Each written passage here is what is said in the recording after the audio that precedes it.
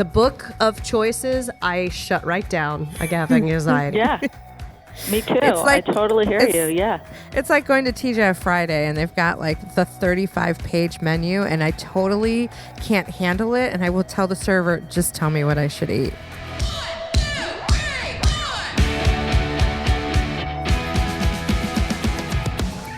Hey, Warners, welcome to Women Your Mother Warned You About, The podcast that makes business sexy again. I'm Gina Trimarco, sales trainer and consultant at Pivot 10 Results and founder of Carolina Improv Company. And I'm Rachel Pitts, mommy, wifey, and mortgage loan officer with U.S. Mortgage. Ooh, the singing lender. Yes, ma'am. I always want to sing that with you. I know. Sadly, I do not have a singing.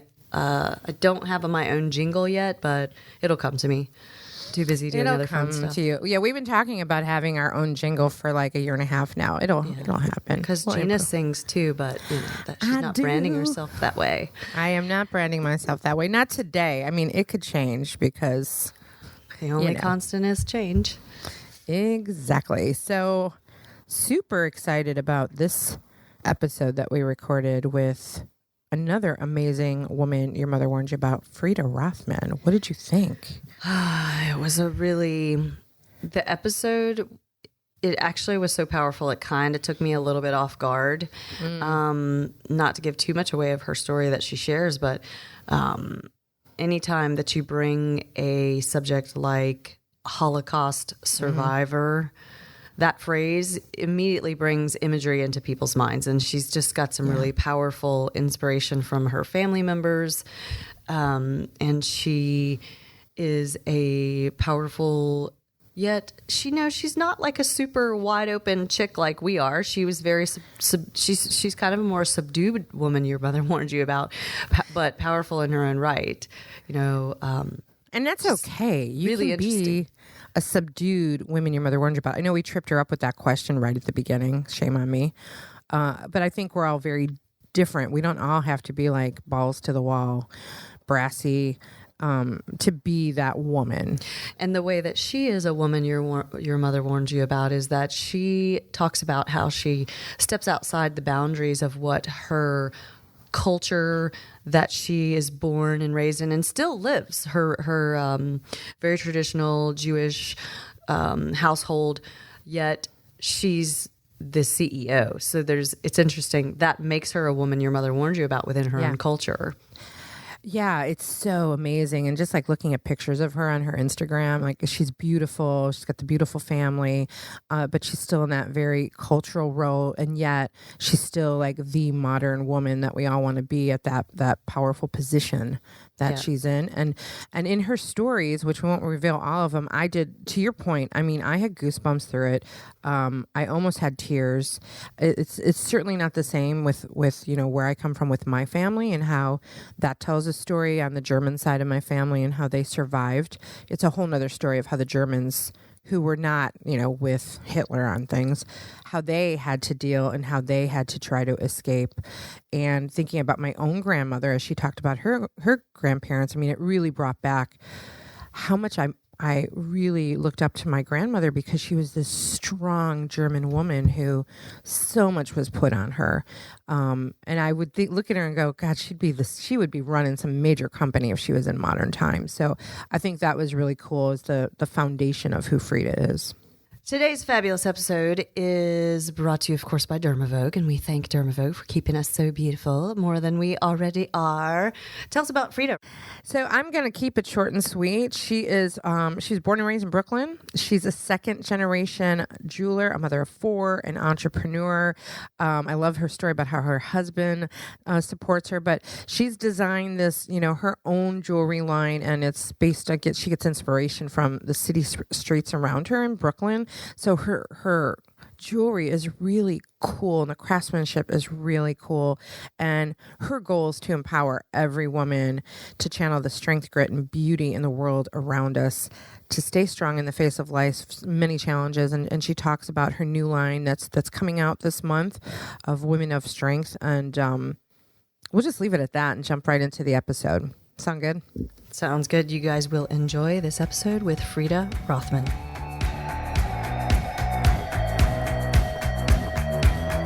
Frieda, welcome to Women Your Mother Warned You About. I hope you've been warned.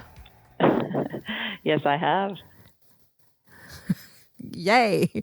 And you decided to join us anyway, so that's perfect. So before we get started, we like to kick off and get a sense of, could you describe a woman your mother warned you about in terms of yourself?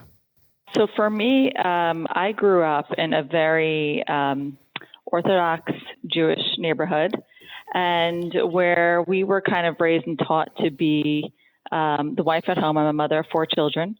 And kind of, our husbands, the men in the home, are kind of our kings. We have to do, whatever it is to make our husbands happy. And I have kind of been breaking that glass ceiling here in my community, where I have been doing what I think is great for my business and for my family, and not necessarily following all the rules. And definitely I'm that girl that, hey, don't necessarily do what she's doing, but definitely a leader within the community. Awesome. Yeah. That's awesome. Thank you for that. Thank you. So before we jump into talking about your amazing jewelry, which is amazing, and if you need to send us samples, we're cool with that. We'll, if we need to wear them on our show, we will do that. But before we talk about that, let's talk a little bit about the story of your family and your family adversity that you guys went through, and how that's impacted you as a woman and as an entrepreneur. It's impacted everything in my life, the way I speak, the way I behave. I grew up in Brooklyn, born and raised there, and all 4 of my grandparents are Holocaust survivors. My 2 grandmothers are survivors of Auschwitz, and they have really molded me of who I am today. Their pictures hang in my office. I see their faces every day. And, there's a comment that I always make every day: it's all good. Everything is good. When I look at them and see what they've been through, it really plays such a large, has such a large impact on me. My grandparents I grew up across the street from them, and, it taught me on how not to waste things, on how to see the good and how to see the beauty in everyday life, how to focus on the future. Always look ahead. Don't look backwards. Look ahead. Every day is a new day. So they've played a huge role in my life. Are they all still living? So my last grandmother passed away about exactly 1 year ago. So none of them are alive anymore. Gotcha. Sorry to hear that. But what must that have been like to listen to as a young girl? Like, did they talk about any of that when you were younger? Or did they save those experiences to, when you were a little bit more mature? So my grandparents really wanted to protect us. They didn't want us to know. They didn't want us to be afraid. My grandfather spoke about his experiences only on Passover. That's kind of when his stories came out. One grandmother, I'm named after her mother, Frieda. She used to tell me all the time that I looked like her mother. She was together with her mother in Auschwitz. They did the death march, and then they were in Bergen-Belsen. And my great-grandmother passed away 1 month before liberation. And she would always tell me, "You remind me of my mother." I always say it in her accent. And I kind of feel that responsibility of having her name, which I love and I cherish. And, hopefully I can make her proud every day. And she used to always tell me that I looked like her mother. And she would talk about it all the time, her experiences. And the other grandmother, she was one of 9 children, and she was the oldest, and nobody survived. Everybody was killed the day they arrived at Auschwitz. So she barely spoke about it. It was too hard for her. But, as the years gone by, of course, we pulled out as many stories as we could. But for her, it was really, really hard to speak about her experience. So, everybody experienced it differently. It's interesting, Frieda, and I was really interested when I heard about you, because I've got a different side of the story, because my family is from Germany, and they lived in camps as Germans, right? They were displaced. It was a whole different world, and their story of how they got out of Germany. And it's interesting growing up, because the things that they went through, I see how it impacted my mother's behavior, which then got passed down to me, right? Like little things like rationing of food. Yeah. And so my mom became like a pack rat of having food in the freezer because she always wanted to make sure there was food. And I heard all the different stories about ration tickets and things like that. What were some of the things that maybe have passed down as a result of that have passed down into your own business as an entrepreneur? Well, as a business, it really brought down that I always focus on, I'm very optimistic in my business. Even if something bad happened or something, it was a really rough day, it's okay. It's going to be good. Whatever happened in that situation, it's going to be good. I think that has, really made an impact on me, is the positivity. I think in a business, it's so important to be positive, and focus on growth, even though you may seem like it's not going that way, but it's, just moving forward. It's one foot in front of the other. And that's what they did to survive. Yeah, that's really prevalent. I just recently listened to books instead of read them. Viktor Frankl's book, and that was the key in his opinion, that you just had to keep that positive outlook. The people that gave up were the ones that had a harder time than the ones that kept some sort of hope at all times, no matter what. Yeah. Same thing in life. Yeah, exactly. Because people can be living in a glass house on the top of a hill in a mansion and have everything in the world and still be miserable in today's society. And conversely, they can have just about nothing and still be happy every day. And it's a choice. Yeah. And it actually, I speak about the inspiration of my collections a lot. I speak about the inspiration being from Brooklyn, and why do I choose Brooklyn as my inspiration? And I purposely choose areas that are super gritty. So it could be the cobblestone streets, it could be the manhole or the pothole, the chain links at the gates that, the garage doors. And I purposely do that, and my kids know that too, to point it out to me, is because my grandparents came here and they were able to find beauty. They were able to continue practicing their faith. They were able to pass that legacy down to us and find beauty in Brooklyn. And that's directly inspired me to find beauty in Brooklyn itself. So that's played a huge role in my business too. So let's talk about your business and how you got started. What inspired you to start your business and have this jewelry line? So I am a second-generation jeweler. My family's been in the industry close to 40 years. My dad started this business. His father was a house painter. They did whatever it took to survive. And he started the business on my grandparents' dining room table. He used to tell me how he used to fill up his jackets with Italian sterling silver chain. And he would get in the car with my mom, and they would drive across the country and sell the jewelry. And he would come back and with cash in his pocket. And that's how he built his business. And it was always sterling silver in my family. And, it grew and grew. Again, my father was a hustler. He was out there selling, his product. And, even today, as his company is so big, he still has that. He loves that rush of, getting that deal and closing that deal with in business.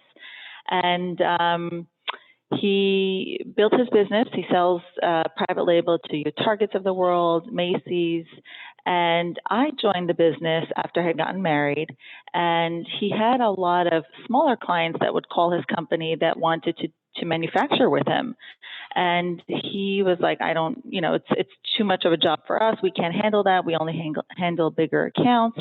And I said, how about I take that over and work with these smaller designers, and you manufacture through your factories? And he said, go right ahead, start. So I've always been an artist. I've always sketched and painted. I have that art in me. Grew up in the jewelry world. And I said, great, perfect fit. I'll start working with these designers. So I started taking those calls with those smaller designers.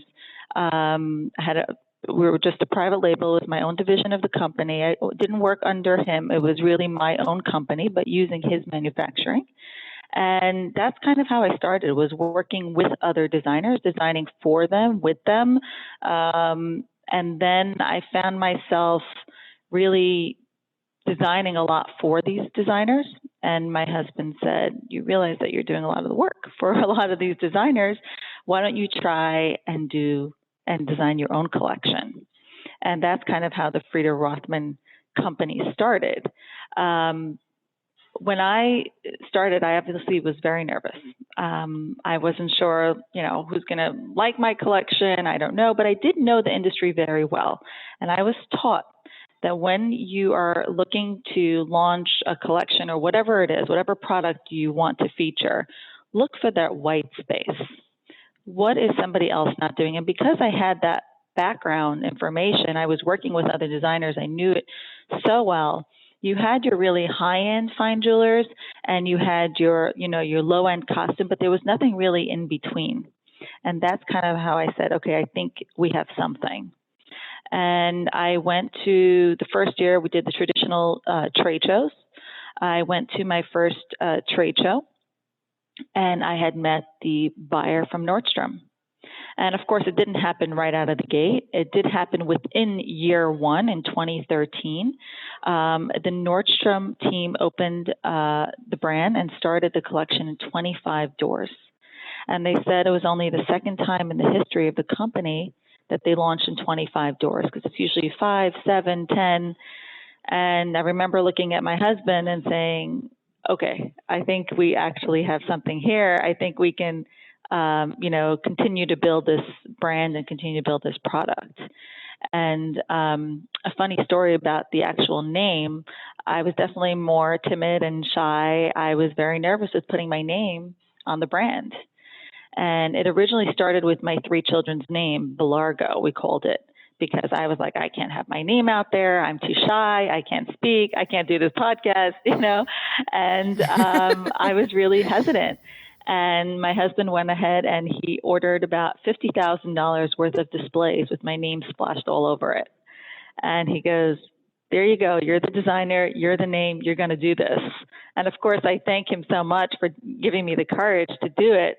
But it was hard. It was hard for me to put my name on something and then speak for it. And, of course, I've grown into it, but it's always my biggest fear. Like, am I ready for it? So that's kind of how we started the brand and started the business. Okay. Well, first of all, kudos to your husband. Right. I mean, I think that's really amazing, especially based on your culture and how you're raised. And it sounds like not only do you kind of run against the pack, so does he. He absolutely does. Absolutely does. It's very unusual. It's very unusual for him. I'm actually the CEO of the company and he's the president. So, for him to even put me on that pedestal, it's huge. It's huge within the community. And I'm so excited about it because I think you always need, the first people to make that step. And I really think that we are showing the younger generation of how it's done. Yeah, I imagine that you have to be a huge inspiration within your own community just because of that. Absolutely. No, I'm so proud to be sitting in this chair, and I'm so proud of him for understanding and realizing and being able to do that. You don't even know how difficult it is. I mean, he doesn't see it as difficult. He gets it. But, within the community, it's not usually that way. Have you seen any direct pushback from others in your community about that situation, that you're the... I've only seen support. People are so excited. Like, oh my God, that's amazing. But it's like, you kind of have to show them, like, it's okay. You can still stay within whatever it is. I still keep Shabbat and do all those things, but they're like, go girl. Like, they're so excited to see that kind of movement and to see that growth within the community. So, it's showing my daughters too. It's showing my son. This is how you can treat them, So it's a really exciting time for me within the community. It's really true modeling for you because you're still doing, I'm going to guess, it's close to traditional mom and wife stuff, and being this amazing female entrepreneur. I think that's exactly that. I'm pretty cool. Yeah, I make sure to be home every day for my son when he gets off the bus. I want him to see, again, my mother hounding on me, you're a Jewish mother, you better be home. So I have to keep everybody happy. But I make sure to be home for him when, I do the traditional dinner. I do the traditional Shabbat dinner, cooking for everybody. And, The first question I get from everybody is, how do you do it? That's like the number one question. That was the next question I was going to ask you is, how do you do it? You just have to be super organized. I love being busy. I really, truly love being busy. I think it's healthy. I think it's so healthy to be busy from the morning to the night, and you feel so good about yourself. It's like you go to sleep at night and you're like, what did I do today? And you can say, check, check, check, check. Gave my son a kiss. I washed his face. I gave him breakfast. I went to work. I had this podcast. I spoke to this one and that. Like, it's such a great feeling to know that you do so much in one day. Like, I'm not complaining. I'm so proud. It's such a great feeling. Well, it sounds like the key for you is organization, which I think is important for everybody to remember. Rachel often says, what doesn't get scheduled doesn't get done. It's 100% true. Yeah, it is true. I want to back up a little bit when you were talking about not being comfortable putting your name on it and being shy. And I think that's a really important thing to talk about because there are so many women who struggle with the whole imposter syndrome and not feeling ready and trying to be perfect before they roll something out. Can we talk a little bit about what held you back and not feeling comfortable with making a splash with your name? Exactly what you just said. I mean, I'm not really that person. I don't think I'm as prepared. I don't think I had enough schooling. I don't think I'm smart enough. All of those things combined. I don't have the language skills. Everything that you can tell yourself no, everything that can hold you back. But again, like thinking of my grandmothers, if they can do it and they can survive, you can do this. Just go and do it. Literally just do it. And I listen a lot. I know this is so cliche, but I listen to Gary Vee a lot. And he's all about just do it. Get it done. And it really, so many times I just listen, I do it on purpose. Like I'll listen to him just so he gives me that extra push and just do it. And you know, there's never going to be a day that you're going to wake up and say, oh, today is the perfect day for this to happen. Or today is the day I'm going to launch my brand. Just get it done. Start somewhere, and it's not going to happen overnight. And it's consistency and it's time, and just keep taking that little hammer and banging at it and just doing it again and again and again. And I find that's what works, and that's what starts sticking. And the beauty of building a brand for me and watching it is when you start any project, not only building a brand, is it's momentum. It starts and then the ball just keeps rolling and rolling and rolling, and then it just gets bigger and bigger, but keep doing the same thing again and again. You're never gonna wake up one day and say, oh my gosh, my email list disappeared or my Instagram following disappeared. It's still there, but it's just going forward. It just keeps growing. So yeah, that's my advice to women. I'm still terrified, and I'm still always nervous when I walk in the room. Like, will I say the right thing, or I screwed up? I mean, this happens daily, but you just have to put your blinders on and just own it. Really, trust me, I'm telling myself the same way I'm telling you. Hey guys, really quick. Hate to interrupt. I know you're enjoying this episode. Just want to give a shout out to Dermavogue, our sponsor, dermavogue.com. Dr. Turek and his wonderful staff over there help Gina and I look and feel our very best. Check them out, dermavogue.com. Thanks so much to Dermavogue. Everyone notices, but no one really knows. And I love the story, again, going back to the inspiration of your grandparents and that optimism of moving forward. I think about my own grandmother who, had to take care of these 5 children by herself while my grandfather was forced to be a cobbler for the Nazis. And so my grandmother had to really keep all these children together. And one of my uncles fell off one of the trains, and it was the last train out. We later found out, but she was able to get him back on. But I think about her strength and the time that I spent with her while she was alive. I used to always think, gosh, if she were at my age, she would be the CEO of a company, because she was so tough and organized and put together and just made everything happen. And I think having that kind of strength can build you really well. Absolutely. I mean, did you hear about our Women of Strength campaign that we're doing? That was the next. That's exactly what I was about to ask about. Yeah. So there's something really, really exciting that I'm working on. It's launching in March. It is a campaign focused on women of strength. And how did this whole campaign come about? And I get really excited when I speak about this because I was sitting with my creative team, and we were speaking about, women empowerment, how that's such a big thing right now, and just not only in the industry but in the world itself, really focusing on women and how amazing it is.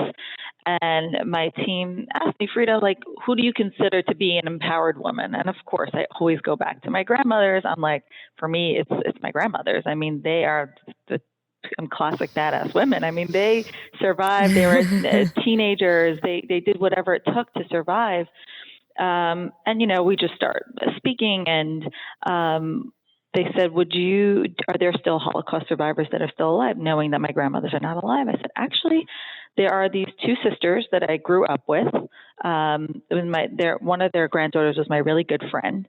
I think that they're alive and well. Let me find out. Call my friend. And I said, how's your grandmother and her sister? Is your grandmother healthy? She says, yes, everybody's okay. They're still living at home. My grandmother's 104 and her sister is 96. I said, okay, I'm going to ask you another question. I'm thinking of doing some kind of campaign focused on women of strength. Would they want to be the face of this campaign?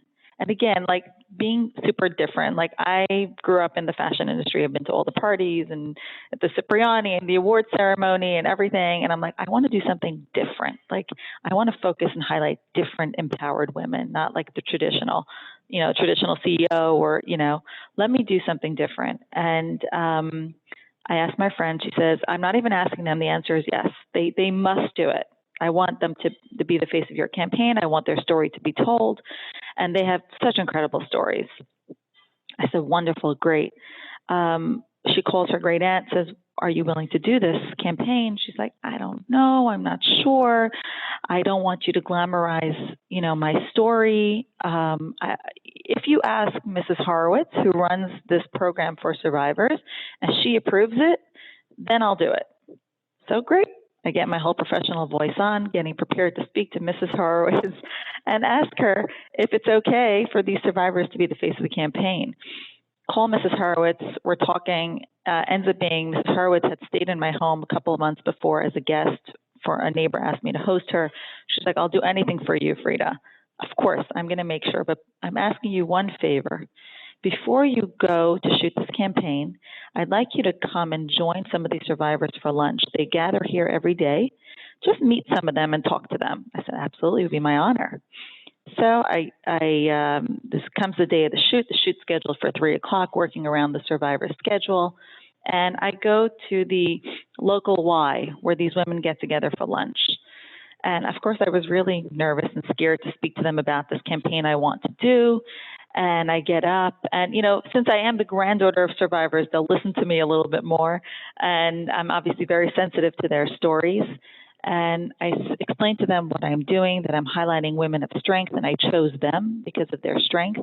And, and I'd love to go around the table and speak to some of them and hear their stories. So I start with the first woman. She's about 4'11", tiny little lady.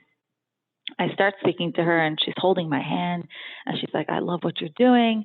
And she tells me that when she was 9 years old, she hid in a cellar for 6 years until she was 15, how she ran to the forest, to the partisans, and then they sent her back because they said she was too short, because her legs were too short, she was too small, and how the woman she stayed by couldn't feed her, so she wouldn't eat and I'm like listening to her story, and I'm like, this is like a bunch of Anne Franks in this room. I'm like, have you ever shared your story with anybody? She's like, no. I'm like, what do you mean no? Like, your story is incredible. Like, that's what movies are made about. And then I move on to the next woman, and she has a story similar to her, like crazy stuff.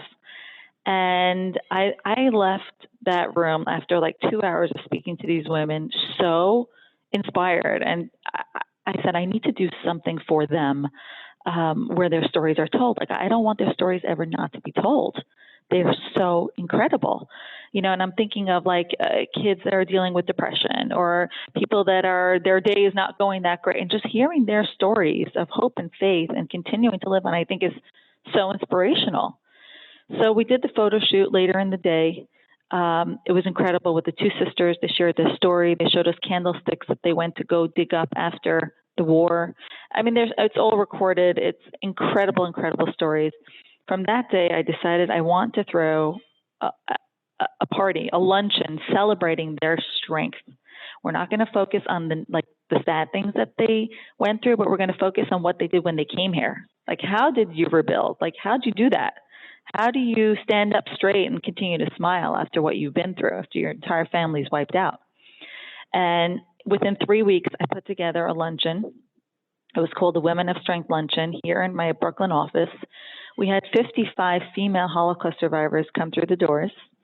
We had the New York Post was here, the New York Times, the Wall Street Journal, the Associated Press. We had tons of press covering the event. We had Shalom Lemmer, who's a universal recording artist. The first Hasidic universal recording artist was here for the luncheon. And I had him standing on a stage with his back facing the New York City skyline and the Statue of Liberty to his right. And the survivors were all watching him, and they were looking at the skyline of New York.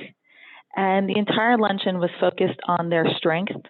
And it just was the most incredible, moving. I had my girls take off from school, and it was just like you felt it in the air. There was something special. It was just a feel of joy in the room itself. And my favorite part of even after all the interviews that they gave to the press, towards the end, no one told them to do this, but they just stood up and started to dance in a circle. And you had the news was in the center just filming them, and just they had these big smiles on their faces, and they were just dancing. And, of course, I was dancing with them, and my daughters and my mother and my father, we were all here. And there was just so much joy in the room. And I told myself, if I did one thing in my life and I got their stories to be told, I'm happy. Because of that luncheon, last Monday was the 75th anniversary of the liberation of Auschwitz. 195 news outlets picked up their stories nationwide and had their stories told. So I just felt so happy that their stories were told. It meant so much to me because my grandmother's stories were never told. Nobody, their lives that they led, and they went to their graves with their stories. I mean, of course, our grandchildren know the stories, but I'm talking about the world, their incredible, incredible strength. And when these women left, I gave them each a gift with a bracelet that had the word strength on it. And a couple of days later, they invited me to some event at the memorial in New York City. And I come in, and they all start waving at me. It was a Hanukkah party. They all start waving to me, wearing the strength bracelet and the numbers on their arm. They're like, Frieda! They're yelling. And it was just so special to me. I felt it was just incredible, incredible. And just being able to highlight these women of strength and telling their stories and being able to give back to them. We're launching this strength bracelet, and the proceeds of that bracelet is going to go back to help these survivors, to feed them, clothe them, anything that they need to make their lives more pleasant, and just to live their lives in a happy way. So I've even noticed, which is so incredible, that my team, the staff here, walk into work with more of a jump in their step. They feel like their days are more meaningful. They're working for a company that's not just focused on fashion, but it is also focused on something higher, like a higher meaning. And everybody, a bigger purpose. And that is I'm so happy that they felt it that day, and they felt it in the room when these women came in. One of my employees said, even when she touches me on my arm, it just goes through me, their strength. It's been an incredible, incredible journey. I'm so excited for the launch, to talk about it in March. Nervous, of course, because their story is so huge, but I'm gonna, because it's true and it means something to me. Hopefully, it's going to translate, and I'm just really honored to be a part of that. Sorry that was so long, but I'm super excited about it. Don't say sorry. I'm passionate. Don't say sorry. Yeah. I think we were all engaged, and our listeners will be engaged as well, because it's such a powerful story, and a story of purpose too. When we think about business, how important it is for a business to have a why and to have a purpose that keeps people inspired and engaged, and not just about creating a product for someone to buy. Exactly. And because I've been doing that for so long, and I'm so happy that I found something that I could connect to, and I can also tell the story of their strength. It just makes every day more meaningful. So it's been incredible. Yeah, and this, it's so important to have those kind of stories shared with the world in today's day and age, because there's so much noise, there's so much negativity, because somebody feels slighted. Oh, someone slighted me, like online chatter and the things that those women have lived. They just must chuckle inside at any of that stuff that's going on today, where people, Of course. Yeah, and actually it's made me tougher too. I mean, of course, I'm born and raised in Brooklyn. I'm automatically tough. But my grandmothers are like, don't let everything, hurt you. Like, it's okay. Let it slide. Let it go, Absolutely. Yeah, and that is a big reason why I chose women of strength, to focus on the women. And because there's so much that depression in kids. And I'm like, don't be depressed. There's so much in your future. And, if anybody can survive it, you can too. If they survive Auschwitz, you can survive whatever it is you're going through. So hopefully if I'm able to even inspire one person, then I know my job's done. I'm telling you, I have a daughter who is right now in the tween stage, and those kids, there's a lot.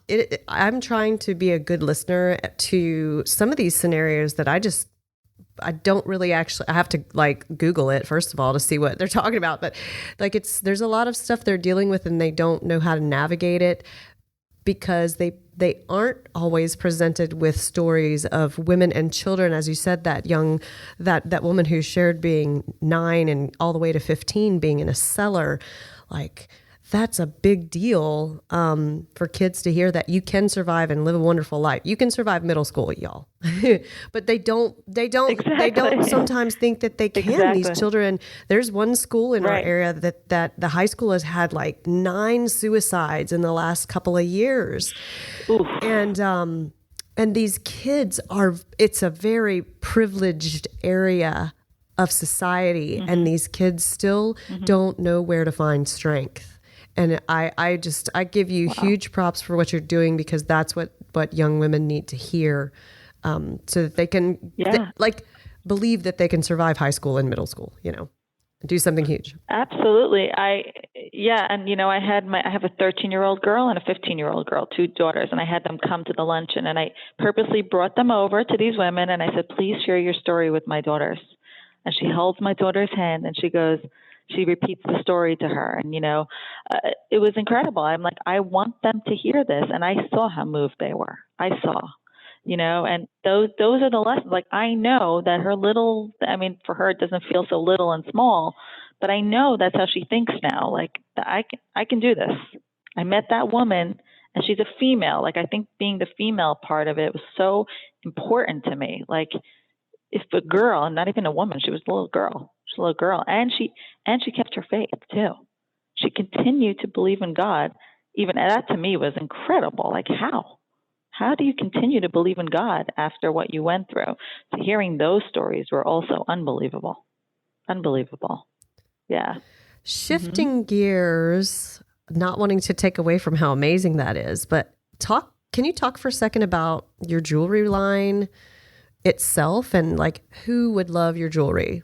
For someone who's listening, who's enraptured by how powerful you are, who would love your jewelry, and what is it like?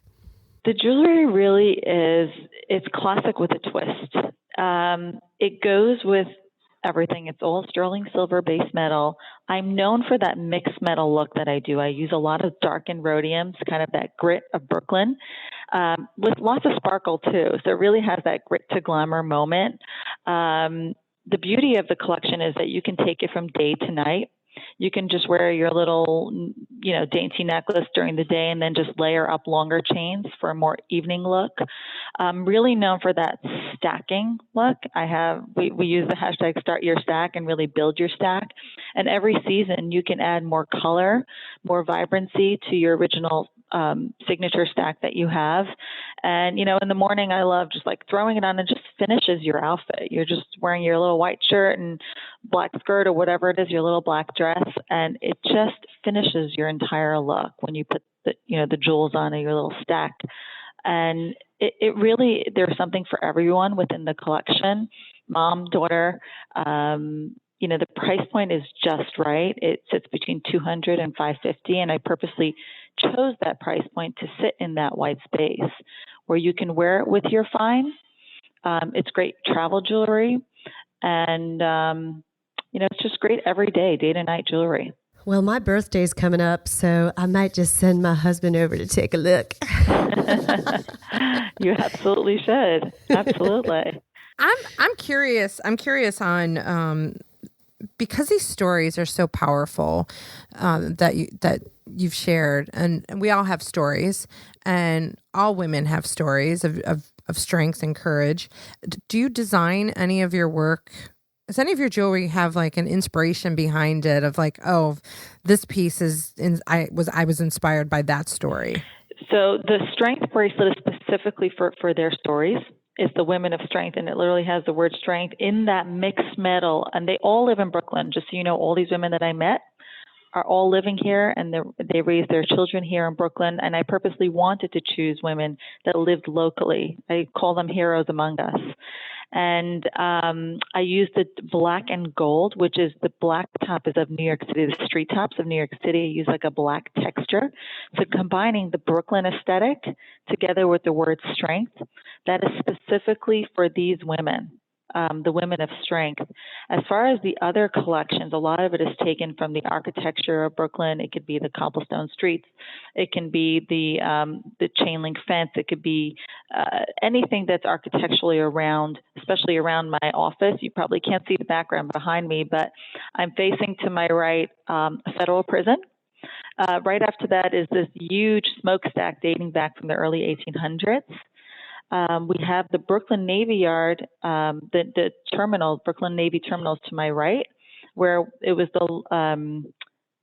port they had the most ships leave here during World War II, which was right here in Brooklyn. So there's a lot of history here. And then, of course, you have that modern architecture around me, too. We have a train that passes by that I really think I was transported back to the early 1900s. I can't believe this train is still running.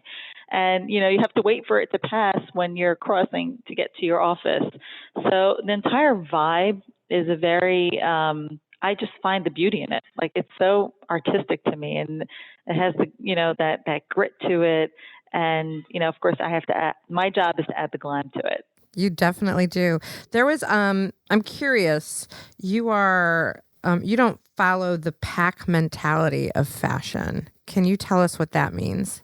Well, on one side, it's the campaigns that I'm running to. I don't necessarily, fashion tends to have one direction or, one vision, and I don't necessarily follow that path. I go with what I feel is best for my customers, A, in my campaigns, and B, also as far as my design.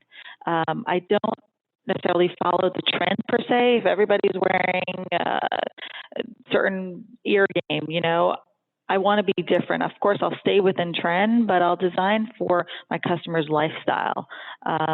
We'll definitely want to be on trend and we want to be fashion forward, but I don't necessarily chase it. And the funny part is, like, I designed my holiday collection was all in this gorgeous sapphire blue, and it ended up being, it was the Pantone color of the year for 2020. And I'm like, hey, so it's really just following your customers, understanding who wears the jewelry, who wears the handbags, the eyewear, and really designing for her lifestyle. So again, I do go to a lot of events and conferences and understand what's on trend and what's happening, but I'm really focused on, my clients' needs and their lifestyles. And which is really important, I think, in any business, any entrepreneur, when you really understand who your customer is and you focus on that versus throwing it out there and to the masses? It sounds like you're really focused on knowing who your customer is. And we're working on that every single day. It's like, sometimes we look at her age or we look at what she does all the time, because it's the number one key factor in the business. I want everybody to understand who we're working for. I'm working for her. I'm not working for myself. I'm working for her. How to make her life more glamorous, how to, complete her outfit, whatever it is, because once you know who she is, it just makes your job so much easier. Instead of chasing that friend and, oh my God, am I doing it? Work for her. Don't work for what your buyer is looking for. Work for her. Who is that end consumer? And, and then that has really helped me with my design process for sure. I think we can all relate to that. I know in our business, from a training perspective, of being really, really clear who our audience is and who our audience is not. Mm-hmm. It's true. And you don't want every customer. You need to know who the right customer. Right? Rachel's laughing about that. No, but it is totally true. Yeah, yeah. No, because sometimes, what's that, Rach? you want to be something for everyone, or like, oh my God, everybody's wearing this look or this bag. Is that who your customer is? No, it's not. So don't waste your time. Focus on who she is and just make it even better, instead of being, spreading yourself so thin, putting yourself all over the place. I used to do that. And a motto in my business is that you learn from your mistakes. And that was actually a big mistake.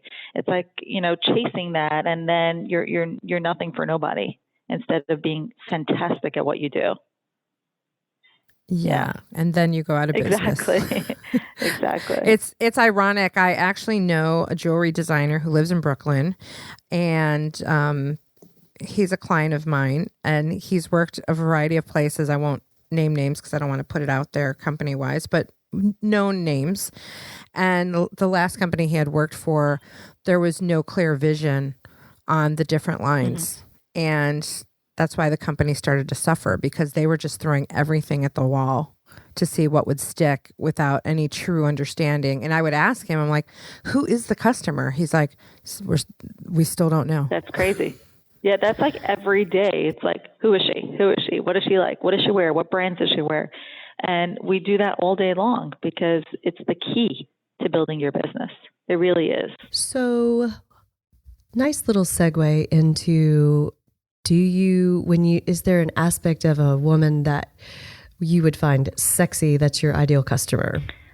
Got to think about that. And more specifically, how would you describe a person that is sexy? I think a strong woman is sexy. I think someone that's powerful. To me, I'm like, good. Like, I like when a woman stands on her own 2 feet, kind of like myself. just, like I said in the beginning, just get it done. A woman that can handle a lot and still smile and do her thing. To me, that's very sexy, and I think it's attractive across the board. It doesn't necessarily have to be in business. It could even be how you run your home. Like, own it. Run your home. You are the queen of the house. You're the mother of the house. You set the tone. If it's going to be a great day in your workplace and your home, sometimes we blame our husbands or we blame our partners or whatever it is.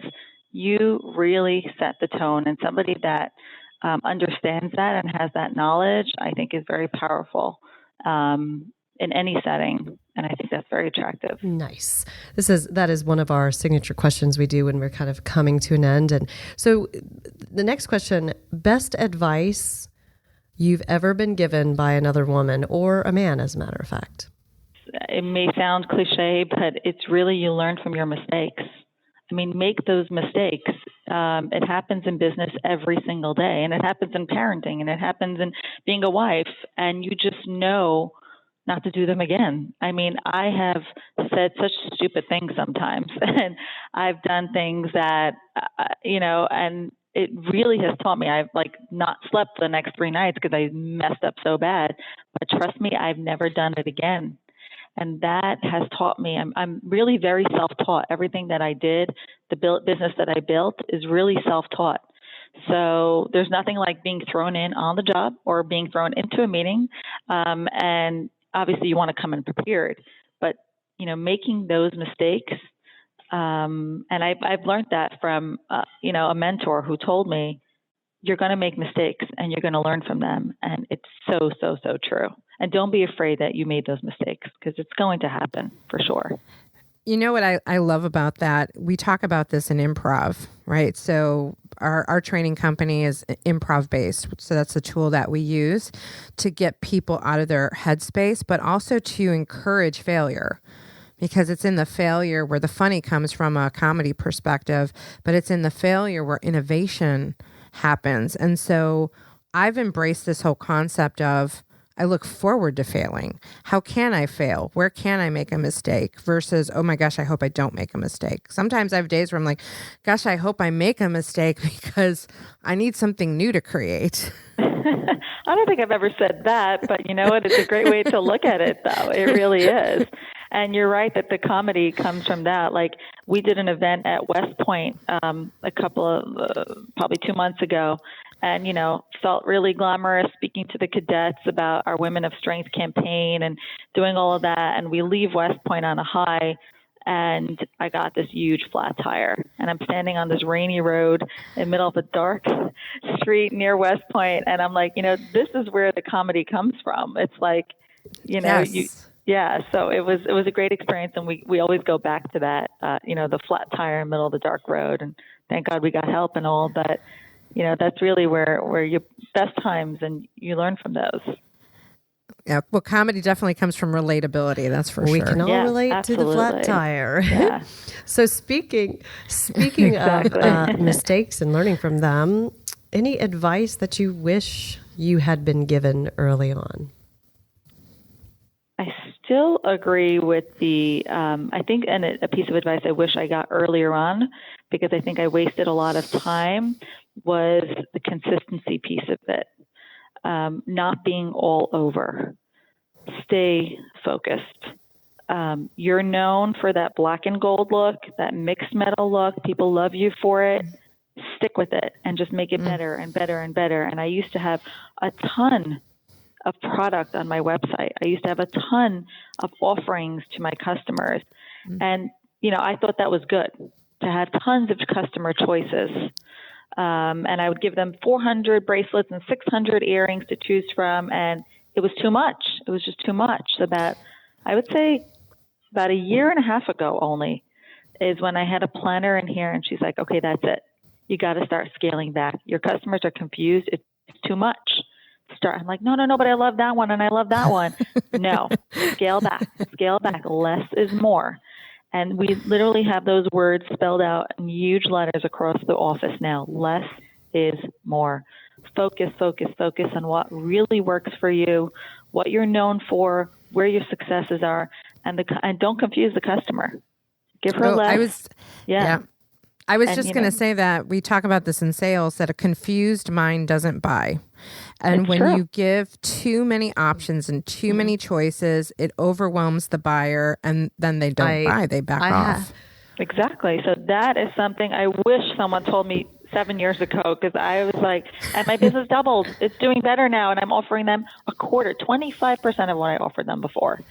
So it's incredible to see. It's like, okay, I just cleared all the garbage, and not that it was garbage, it was all gorgeous, but I just, all that clutter, got rid of it, and like laser focused on the best of the best and giving our customers a clean, clear experience. I am so there, because just listening to you say that you used to have that many choices gave me anxiety, because I'm glad you said that, because I am that consumer. I like nice stuff, but if there's too many choices, I shut it down. I like 3 choices, like a dinner menu with 3 choices. That the book of choices, I shut right down. I have anxiety. Yeah, me too. I totally hear you. Yeah, it's like going to TGI Friday, and they've got like the 35-page menu, and I totally can't handle it. And I will tell the server, just tell me what I should eat. That's exactly what it is. It really is. So that, I wish I can help anyone today. I'm so happy to give that message, because less is truly more. It really, really is. Get rid of all the clutter, and you'll see your business begin to rise. That's really great advice for all of our listeners to think about staying in your lane, not trying to be something to everybody, and perfect what it is that you do to be successful. Yeah, absolutely. That's awesome. It has been awesome having you on the show today, Frieda. Thank you. And this is exciting because this episode will be posting while you are launching the line. So I think that's going to be really cool that it's going to go hand in hand. So everything happens for a reason. It really does. For people to get in touch with you, learn more about you, learn more about your lines, what is the best way for them? And we'll put this, on our website and our show notes. What is the best way for them to connect with you and your products?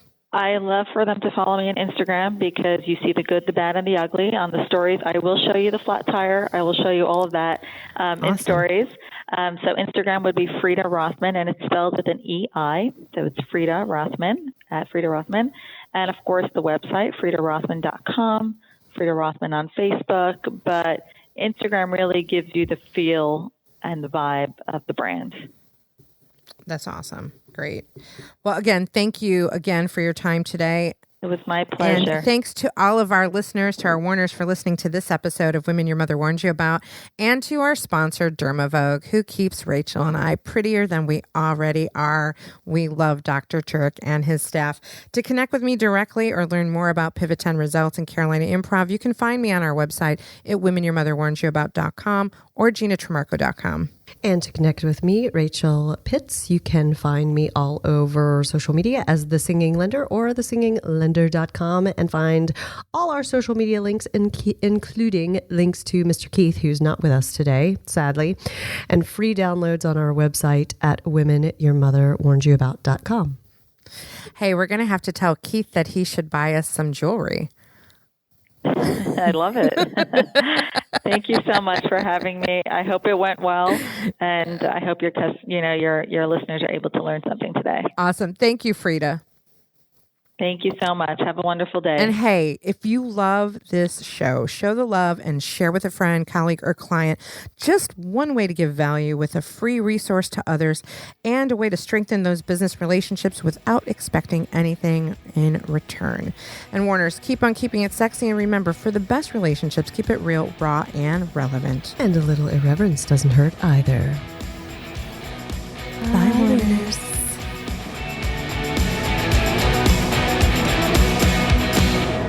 This really will get serious soon. Yeah, it doesn't have to. I don't think anybody wants it to be serious. Women Your Mother Warned You About is a Pod About It production. You've got a great idea. Let's pod about it. Visit podaboutit.com for more information. Woof, woof. Monkey, monkey.